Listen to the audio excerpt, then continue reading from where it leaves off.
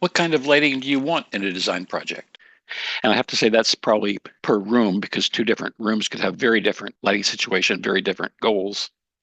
We do dramatic light dark contrast with islands of light in a pool of darkness, evenly lit, medium bright with accent or task lighting here or there. That would be sort of a normal big office situation where you've got some little extra light where you need it, or just uniform bright light everywhere. It's sort of this room. Max it out and hope for the best. And finally, what kind of fixtures do you want people who use the space to see?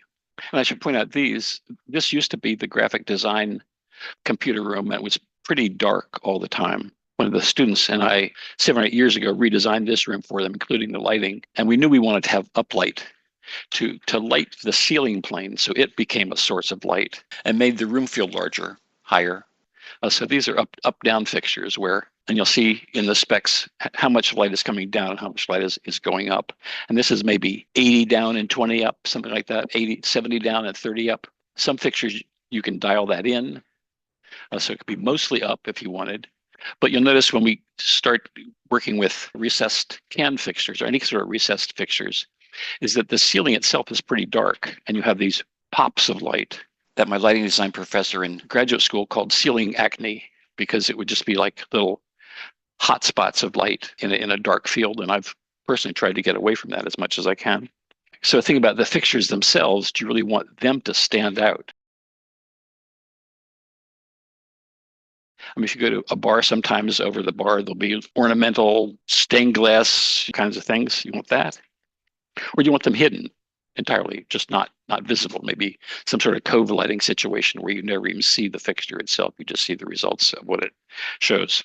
So those are all sort of things to be keeping in mind as we're starting to deal with lighting fixtures themselves. And what I like to do today, we'll build a little room with walls and a ceiling and a floor, put a bunch of light fixtures in and just explore how they work, render the room with each of those different kinds of fixtures and see how they work. And then I think we'll switch over to your American Life buildings. We've already got floors in there, but to put ceilings in at, let's just figure they're 9 or 10 feet, somewhere in there, and then start seeing how spaces are lit when we do have to start addressing light coming in from the outside and what we need to do to balance that inside to get some work done. I've never worked in a building with that lighting situation before, all new to me. One thing I do want to bring up just before I start is when we're talking about recessed can fixtures, this has been a very, very common office fixture for a long time. And what happens is whether you've got joists that the ceiling is attached to, or whether the ceiling is a suspended ceiling, like acoustic ceiling tile just hung below the floor above, there's always space between the ceiling and the floor above, wherever that has to be, and up into that cavity or into that larger space, if you have a drop ceiling, is where those fixtures just recess up into.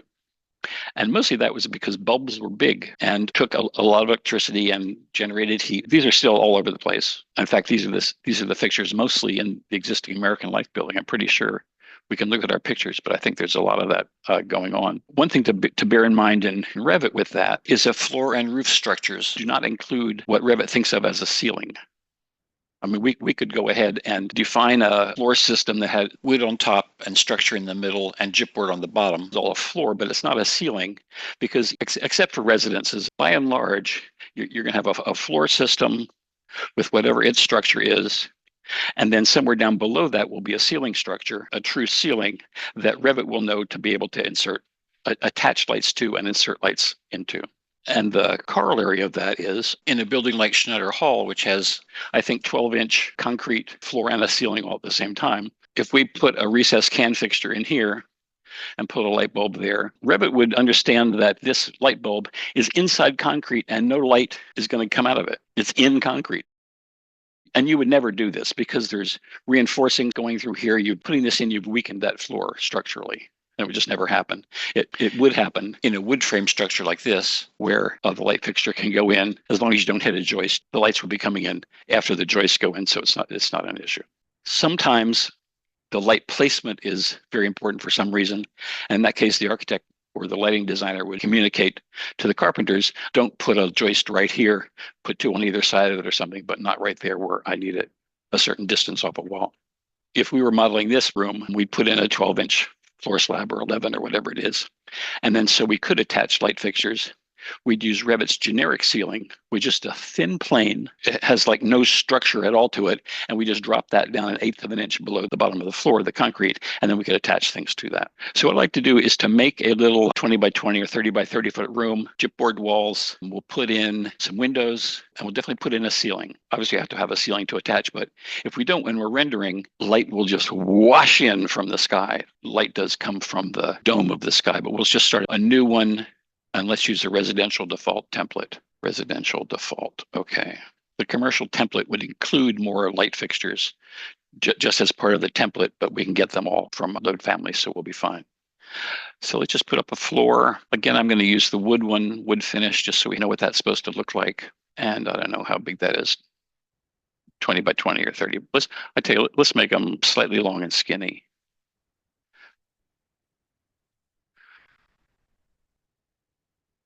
This isn't too important, but just so it's not a boring square, okay? So there's our floor. And now here's a wall. And I'm going to pick the chipboard partition wall that will have a known material on it. If we want to make that lighter or darker, we can do that. The 4.5 inch partition. And I'll just sort of trace my thing here. It can sit inside the floor, in fact, if we wanted it to. I don't have perfect alignment here. It's all right. I just don't want the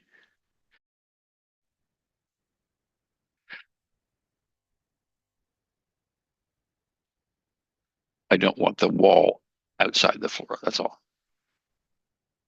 Because light will come flooding in. And then to start with, let's put a ceiling in. If we put the ceiling in the floor plan view, we won't see it because the floor plan view is looking down. So let's go into our ceiling plan view and put in a ceiling. And in this case, I think just to know that right now that the chipboard ceiling with compound ceiling, which is it's got metal studs and then chipboard underneath it, we won't be able to see that when we put it in because it's just a plain white undifferentiated material. So let's, for right now, put in a 2x4 foot acoustic ceiling tile system.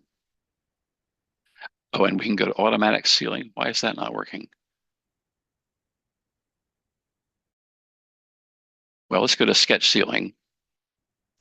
And we can just pick these 4 inside corner points.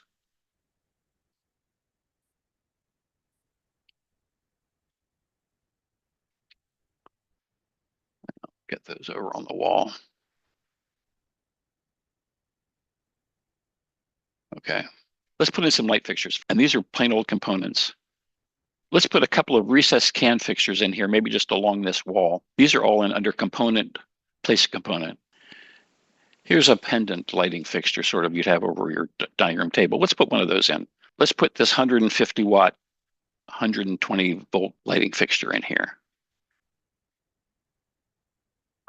Sort of in the middle of the room over your dining room table. And as long as we do have a gridded ceiling up there, none of these fixtures hit the grid. That would imply that we are cutting the grid there, which we're not doing because that's holding the ceiling up. So with this kind of a ceiling, the fixtures are always in the middle, somewhere inside, not overlapping the structural grids themselves. And then let's go load a couple of recessed can fixtures and place them along this wall. So component, place component. Here we go to load family. We've got to go get a recessed lighting fixture. Go down to lighting.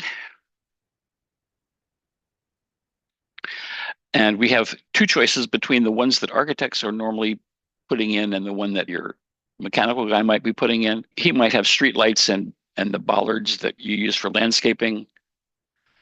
Internal, a lot of the same ones here, but let's go to architectural right now. Lighting, architectural, and interior. See, it's the same stuff. I don't know why they do it. And what I want to do is a downlight recessed can. Just this guy right here. And this is the kind that actually does go up into the ceiling, and we can see that in the section view. Okay. Well, there was one here, huh?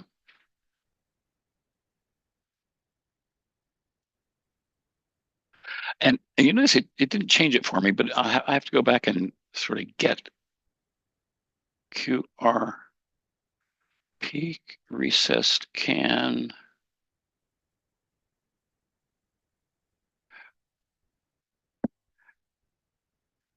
There we go. Oh, under D for downlight.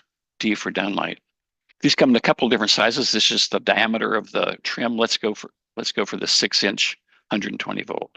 The difference between residential and commercial would be with residential, we'd always have 120 volt systems here.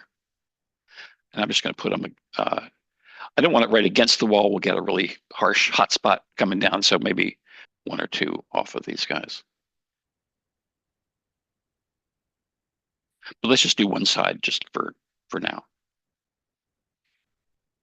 So that was my first floor ceiling plan where I placed that. Now, if we go back to the first floor plan, where we don't see those, if we wanted to have a sense of where they were, this is kind of interesting.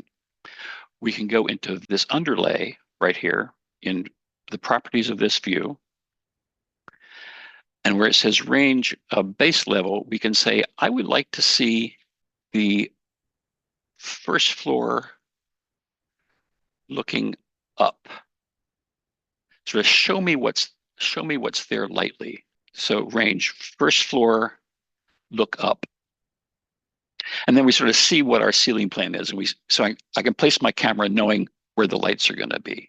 So basically, I want to get over sort of into this corner and look at our pendant fixture and to be able to see part of this wall that's lit and part of this wall that's not lit. So let's go into view, 3D view camera. I'm going to get all the way over here and just sort of aim this way. So I see parts of both walls and the pendant light fixture. So I'm going to open this up a little bit just so I see my third lighting fixture. Okay, when you do that, things tend to stretch out because you're really starting to use a wide angle lens, but hey, it's just for fun. Okay, now the difference here when we go to render RR is we had been using exterior sun only pretty much all the way up till now. This is quite a different situation.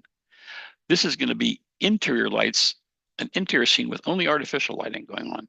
When Revit's thinking about this, it's not even turning the sun on. We're just using interior artificial only. Pull this down. Interior artificial only, because that's all we got. Putting some windows in will start getting a little more interesting, but for right now, this is fine. Let's go to medium just for fun and say render.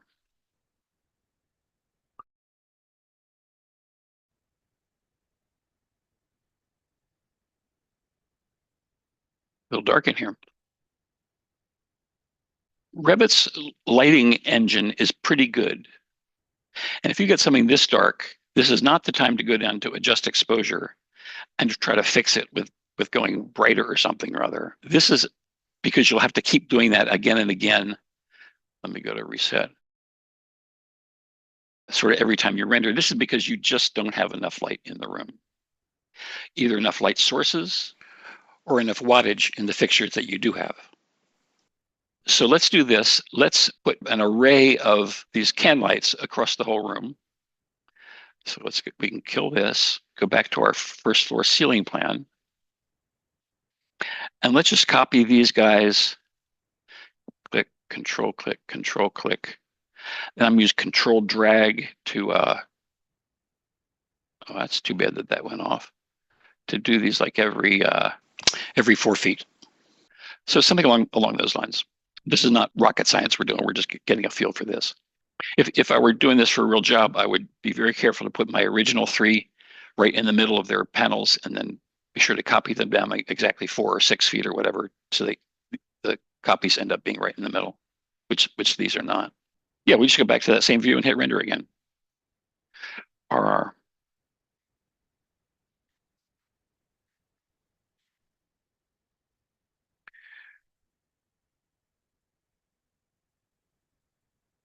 Now I think I think I didn't reset my yeah, this was there. I had not reset the thing. So we got this. Still kind of dark, huh? Our ceiling is always going to be dark.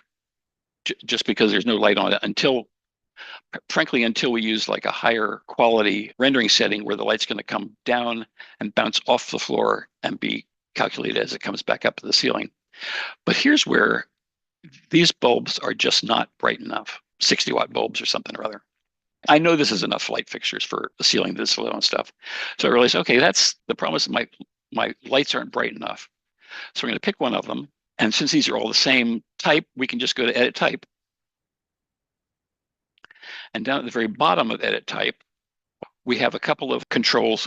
This is a spotlight, so we could be controlling that, but I just want to make them brighter. And that's with initial intensity. And I think the reason it says initial is because the incandescent bulbs dim over time. They just get dimmer as they get older and the tungsten burns up or something. But we're going to change these to 100-watt bulbs.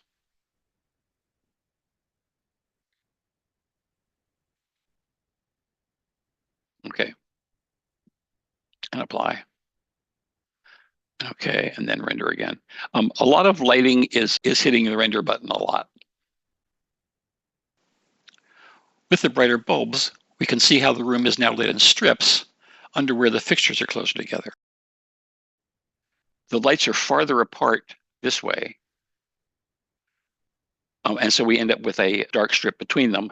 They're close enough together in this direction that we get a continuous band there. Because those, basically what we have in plan is we have a couple of hot spots that are overlapping each other this way, but they're too far apart to do it that way. So I think to get an even field of lighting here, we need to increase the spot beam angle of the little spotlight defined in this can fixture family. I think it's currently set at 30 degrees, so we'll bump that up to 60 degrees to try to get rid of those dark strips. Let's pick a fixture, edit type, scroll down, and go to a 60-degree spot beam angle. And we'll leave it at 100 watts, so we only change one thing at a time. Apply. Okay. RR render. That's looking better. And all these fixtures, I mean, this is something that Molly knows much more about than I do, but boy, the specifications for lighting fixtures is so highly specific in terms of what kind of angles they'll have, what kind of bulbs, and what kind of reflector, all that kind of stuff that I don't know that much about. Mostly because I've worked with lighting designers who tell me what to put into my models. I just do that. Let's brighten the whole thing up. Let's take these from 100 watts to 200 watts, just to see. So we know how to do that now. Edit type.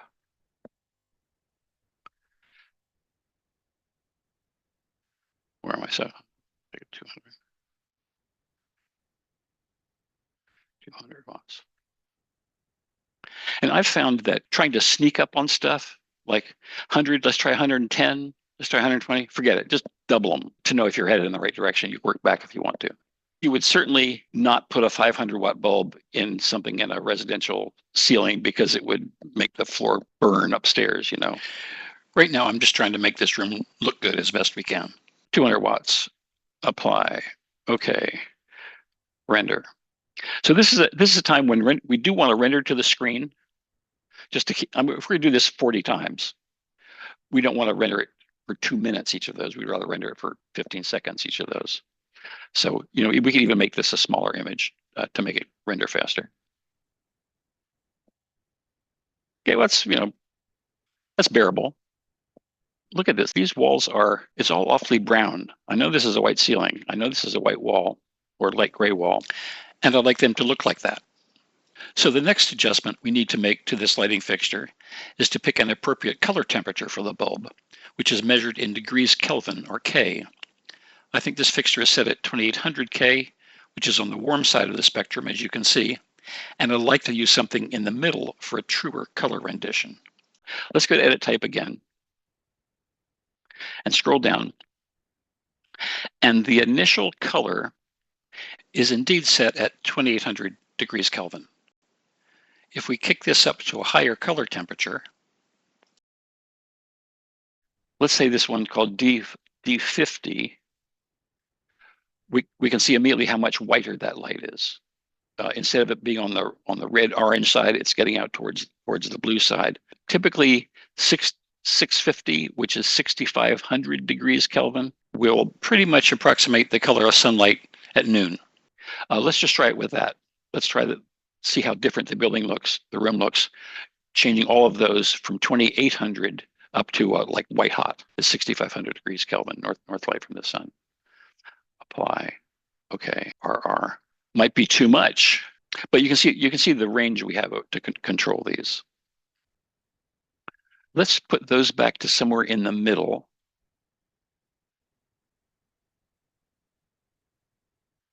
Edit type, 65. Let's use the D50 reference white. That's sort of the normal, slightly warmer. That 6,500 is sort of lit by the north sky where there's a lot of blue in it. Okay, 5,000 degrees Kelvin. We'll just stop with that. Okay. I'm going to quickly do that just to check and see how it looks like. Sort of neutral walls, maybe a little warm. Yeah, I think the reason we're getting the brown tone up here is light is bouncing off this brown floor and back up to that, which you would get. Okay, let's put a window in here and just see how that changes things. Go back to our first floor plan. I'm going to put it, put maybe one in each of these, in the middle of each of these two walls that we're looking at. WN for window, just whatever it is. I don't even know. Doesn't matter. Just the first one, whatever it's using. For me, it's a fixed with trim 36 by 48. And I'd like to start out by using just the same setting we had before. So we only changed one thing at a time. So we're still dealing with interior lighting.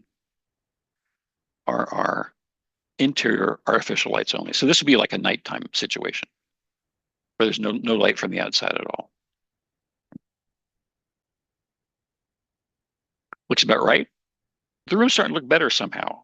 I think having things on the wall, it gives us a reference point for things. I don't like the wood trim, but okay, that's getting real. Okay, let's turn on the sun just wherever it happens to be. I don't know where it is. RR, let's say interior. Let's see what we get just from the sun with this setup. Interior sun only. We'll get some light. I think we won't get light coming, sunlight entering this space, but we'll sort of get skylight. Interior sun only render. There are a lot of combinations we're working through here. I guess you realize, well, that looks better than anything we've done so far. So, and the reason that these are on, they look like they're on, but they're not casting light.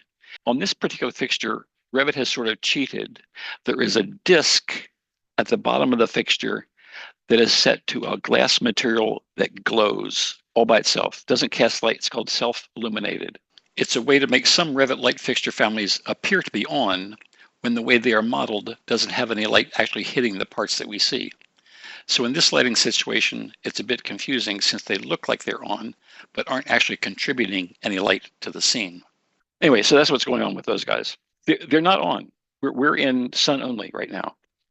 But let's turn sun and artificial on. Interior sun and artificial. Render.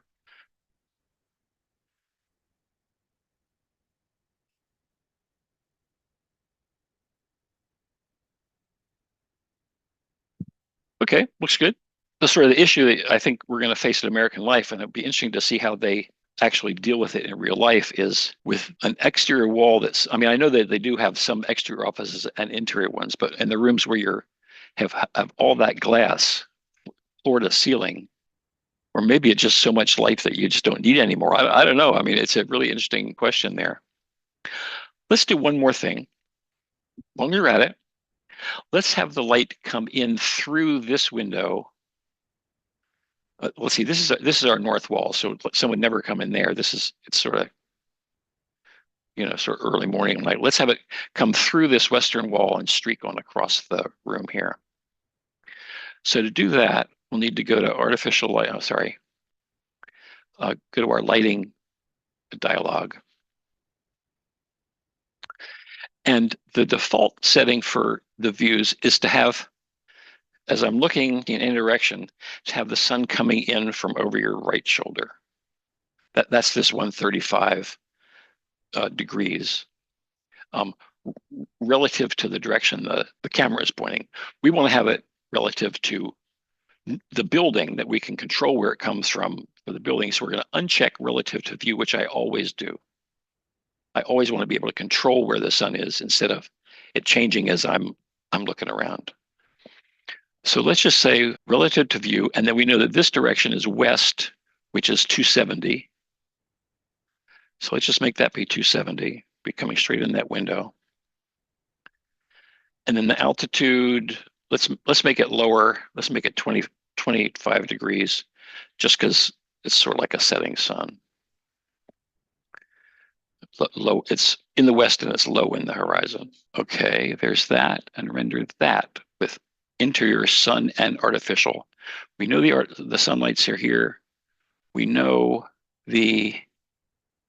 where the sun's coming from. Let's just see what we get.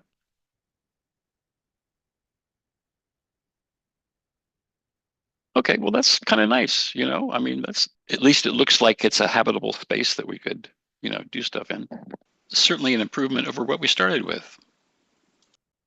While we're here in this sort of controlled setup, I would like to look at a couple of different kinds of light fixtures and just see how they work before we try to use them in a space that like means anything to you with the studio project. Let's go back to our ceiling plan view. Let's put some recessed, those 2x4 foot recessed fixtures just right in here. Architecture, component, place component, load family, lighting. And these would be, I always forget here, pendants are coming down with recessed lamp. Here we are, a troffer light. Let's say 2x4 foot parabolic troffer light. And those will snap right into our 2x4 foot. They just replace a 2x4 foot piece of ceiling tiles with what they do. That's this guy, open. I think what I'll do is, what I want to do here is to turn, I'll be able to control these separately from the downlights. So I'm just going to sort of put those in between. These have a lot more light output than the others, so I'm going to use fewer of them.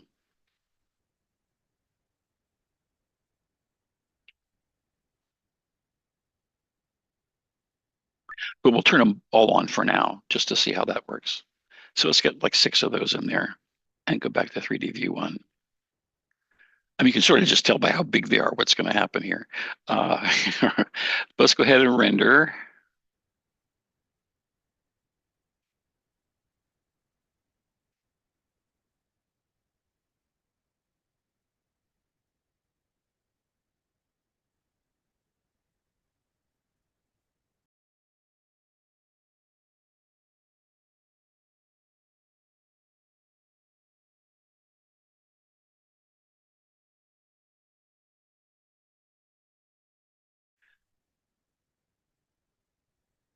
Well, let's just go to create a new light fixture, a new light fixture family. We can see what we're dealing with from there.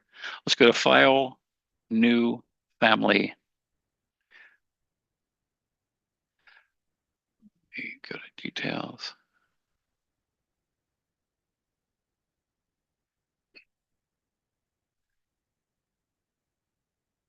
We've got a bunch of these, bunch of different lighting fixtures based on how they are attached to the architecture of the building. So we have ones that are ceiling based. We've got wall based, like this little guy over here, which wants to stick onto a wall and be appropriate on a floor. We have generic lighting fixture, which you use for a table lamp or a floor lamp or something. So you can just place that on a floor plan. Let's do that one. Let's do lighting fixture, just plain lighting fixture, Revit family template. Lighting fixture template, okay. And what you see here is a a yellow indicator of the light source itself. And we got, I don't know if we're going to make our own light fixtures, but just so you guys will know what's going on inside. Revit's decided we have basically four different shapes that we can emit light from. A point, a sphere, a rectangle, or a long line. How is that different? No, that's a little bigger. Let's do this one. This is basically a point light source. And then once we have that source, is it going to shine equally in all directions? Is it just going to shine in one direction? Is it going to be a spotlight whose angles we can change? Or this one, which I don't get into, is based on actual measured light distribution coming, not just sort of theoretical light distribution, but once you've got lenses and mirrors and the shapes of a can involved, what actually is the light distribution that's going to be hitting the floor from that. And that's called an IES, International Illumination and Engineering Society or something, IES, as it says, photometric web. I've never used them. But if we're going to make a floor lamp, that would use a regular light bulb that shines in all directions. So let's say it's a round shape and it's going all directions. We can just leave that like that. So there's our guy. I want to put a square base on the floor and a round cylinder coming up and some kind of shade around it. Now let's make them all round and we can make them all out of revolves. Let's go into a front elevation view. Maybe a little clearer to see. So here's our light source. And here's the floor level, just like anything else. And this has got some certain height to it. But if I want to do a revolve, I'm going to sort of do this as one piece, which I'll just bring right up to the bottom of this. Create, revolve.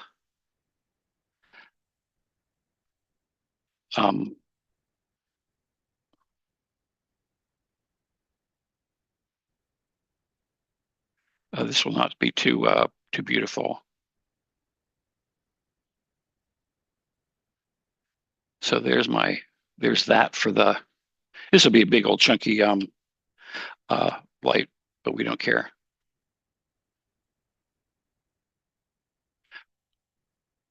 So there's my boundary, and I'm going to swing this around this axis.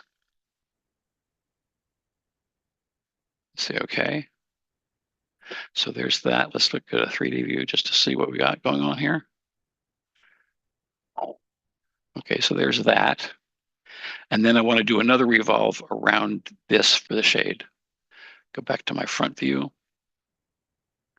Create, revolve.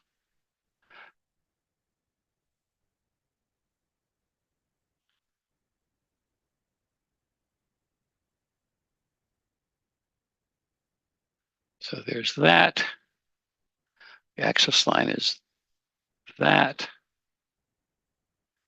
Okay, so there's this. So we got to do, it's getting there. It's getting there. I don't know how high it is or anything. We'll find out.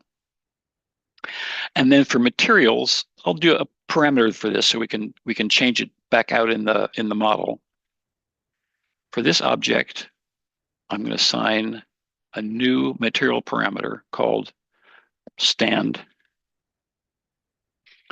And we'll do it by instance, okay. And then for this, I'll do a new one called shade. Instance, okay. Control S. I'll stick this out on my desktop in my something folder. Let's call it class 17. Floor lamp. Demo. Save.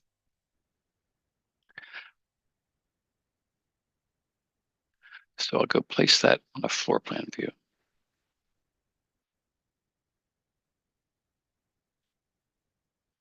It's bigger than I thought.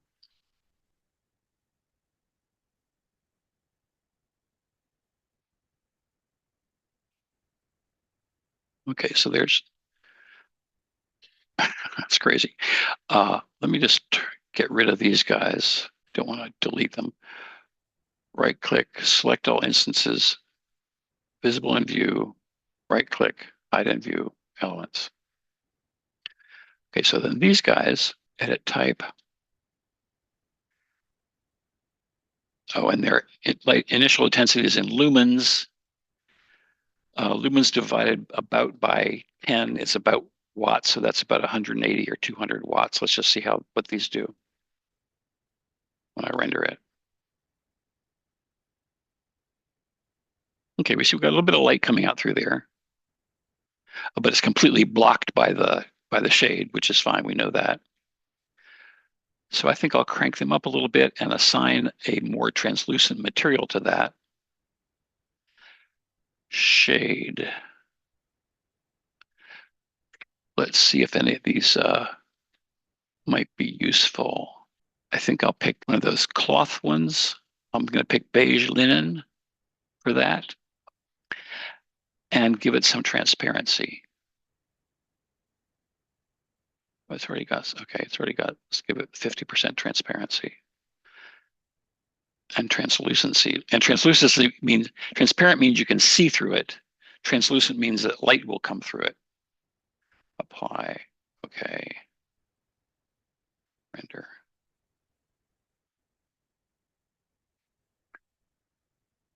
Okay, we can see partly transparency there. I think I have to make the translucency a lot higher.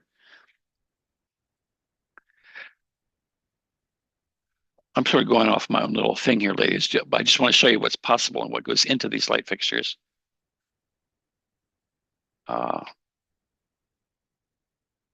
Manage materials.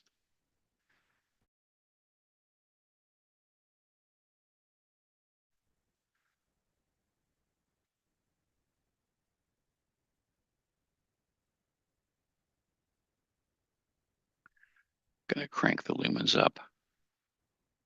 Let's say wattage. Oh, 12 watts. Oh, yeah. 200 watts. Okay.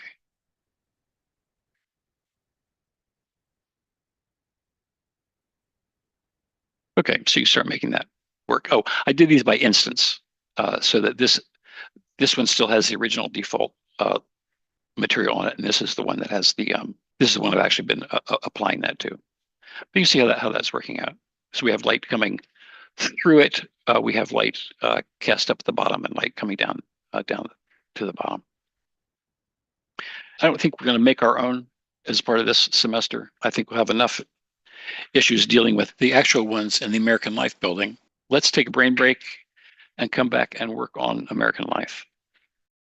If you don't have a building section already, let's go to the level 1 floor plan and I'll get rid of mine and create a building section so we can see all the floors and levels that we've got, just to know what's available. Have you guys worked with sections much in any of your classes? It's a good tool. Let's see what we can learn from it. So this is under View, Section, and you click somewhere outside the building on this side and run it across to somewhere outside the building on that side. And it has a couple of controls. Where we're cutting the building is always right along the line of the section. How far we look past that is governed by this arrow. So if I were here, I would be cutting through the floors but not be able to see those shafts. In fact, let me just go to that. In fact, let me go to the building section. It just created this part of the project browser. I'm type WT so I can see both of these at the same time. Window tile. And for each window, you can type ZE to zoom extents, or you can type ZA to zoom all of them, everything that's on the screen to see what's available there. So you can see this one, this section. Right now, I'm only seeing it. I'm only seeing about 10 feet. If I drag this back farther, I'll see the shaft walls where I cut through them. If I drag it farther, I'll see all the way out the back of the building and see the glass back here on the first floor. We can also control with these guys how far we're actually seeing right to left. No point having it bigger than it needs to be. And what I can see here is we've got floors. We all have floors, right? Yeah. We got a first floor ceiling. Did we put that in yet? Say again? Okay, well, once we have it, we can just copy it up.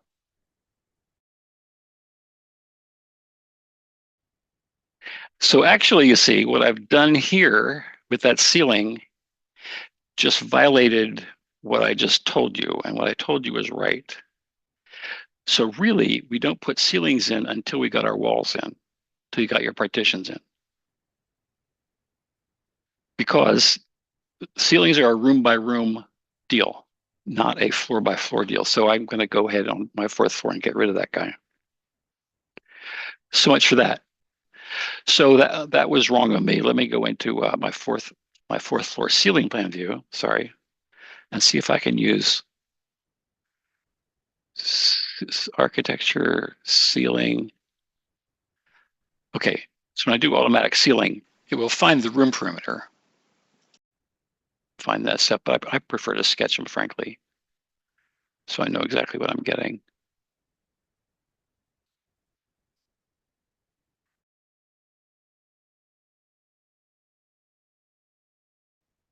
So actually, if this room were further divided, I get rid of that ceiling and do it as well. I mean, if I ended up, I've got a ceiling in here now, but if I ended up cutting this into smaller spaces, I would just get rid of it and put in several separate ones. And that way, each ceiling in each room, you can control the spacing and the type of the grid, what direction it's going, its height, everything about it there, like that. But what I wanted to do here is to use our practice inserting light fixtures to insert some light fixtures here. And I think I will change this ceiling to, let's say, the 2x4 foot acoustic ceiling tile. So in your level 4 ceiling plan view, you can hover over the wall and tab until you pick the ceiling, and then change it to 2x4. So that's a big old room, as you can see. And I'm sure none of the rooms are that big. That's 42 feet by 42 feet, which is humongous for that building. That's a really big room to deal with. Let me, I'm just going to get rid of that ceiling then. This is why CAD is so great. And I'm just going to make a room, go back to my level 4 floor plan. I want to make a room that's about half, comes somewhere near the half of this line and half of that line. So we sort of, like the western quarter of that, let's say wall. And I want to come right off in that center line and go, yeah, 20 by 20, something like that. 20 by 21, just so it's not humongous. So here's my floor. Here's my floor plan view. Now I want to go back into my ceiling plan view and create a ceiling. I'm going to sketch it with a 2x4.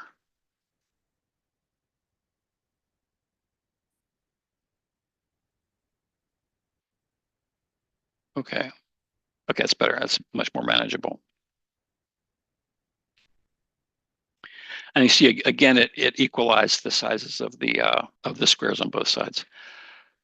Let's just start out putting our recessed can fixtures every other square in both directions. Might want to adjust this a little bit. Drag this and pull it down. Don't know if we have downlights here. Here we do, downlight 6-inch. I'll use the 8-inch incandescent.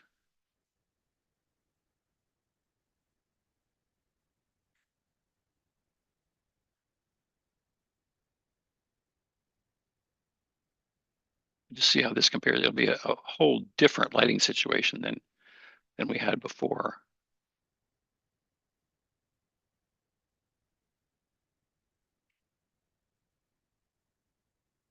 I'm gonna put a door in over here just for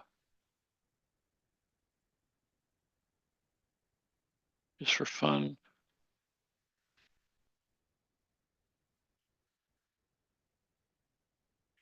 I'm going to put a desk in here just for scale as well, just so we have some sense of what's going on.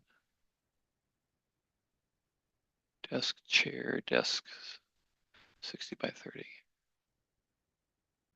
So I think, again, I'm going to place my camera here and sort of look off in that direction. So we get some window, we get some wall, we get some floor, 3D view, camera. And you want to be careful not to put your camera or move your camera so it's inside a wall. It will just go blank. Just do that. It's a lot of glass, boys. What must that be like in the late afternoon? I mean, they did say that they went back and double glazed everything, but still, it's a lot of light. Well, actually, this gives us an opportunity to experiment with sunlight. Well, we'll just see how it works out. See how it works out. See what we learn here.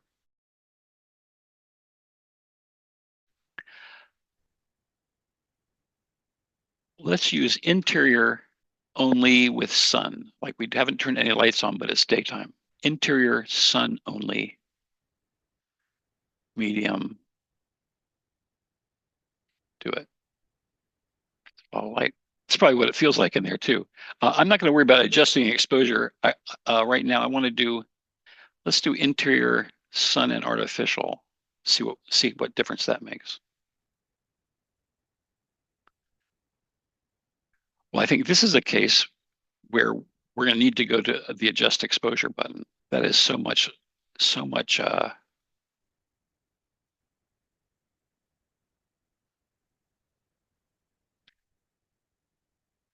are very sensitive. I'm going to try to do it till I get just a little bit of hint of what's going on outside. Like that. It's hard to imagine. Well, let's say, okay, let's crank these light fixtures up to something much brighter and see if we can make them make a dent or see them on the walls. Now pick a light fixture, go to edit type, slide on down, take them from 100 watts to 250 watts. But they're competing against the sun. Well, it's actually not the sun. We don't have sun coming in yet. The sun's over behind us, so it's just sort of light from the sky coming in there. Okay.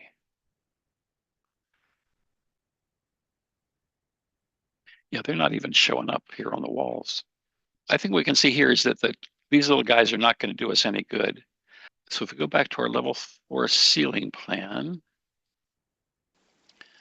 let's try some of those brighter troffer fixtures and see what they can do here.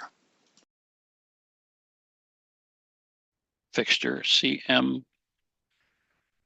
load family. Let's do troffer 2x2 parabolic here.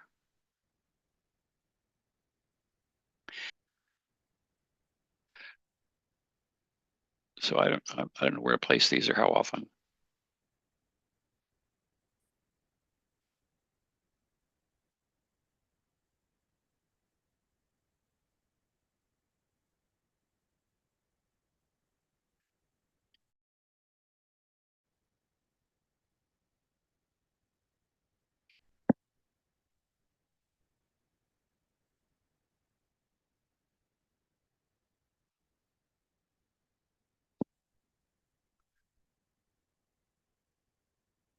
I'm going to do one that's interior artificial only, just to try it. Well, that's really looking pretty okay, for a nighttime view.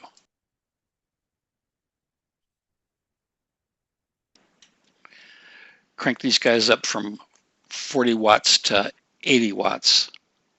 That would be LED wattage, which is a lot more efficient than incandescent. Okay, well, there's that. This is interesting. Let's not finish it. So that's a nighttime interior artificial only. That looks pretty reasonable.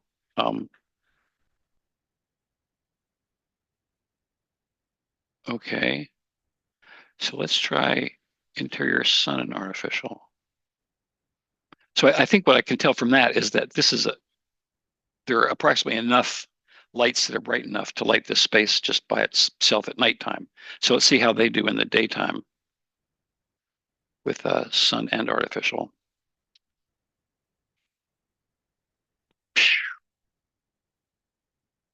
Just a lot of light. Just a lot of light. That's where you definitely come down to artificial and crank that down some.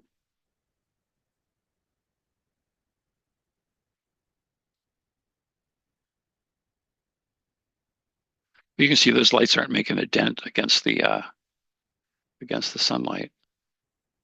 I guess the test will be as it. Let me just try this just with interior sun only.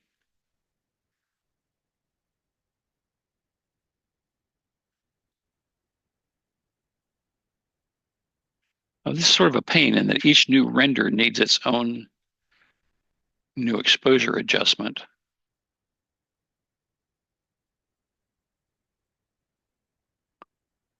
I'll be really fascinated to see how it didn't look like those lights down there. I mean, you'll need them for interior rooms, but and at nighttime and cloudy days, but holy smoke. Let alone when the sun's coming. I mean, right now the sun's behind us. Let me just try that. No, it's, oh, that's true. That's right.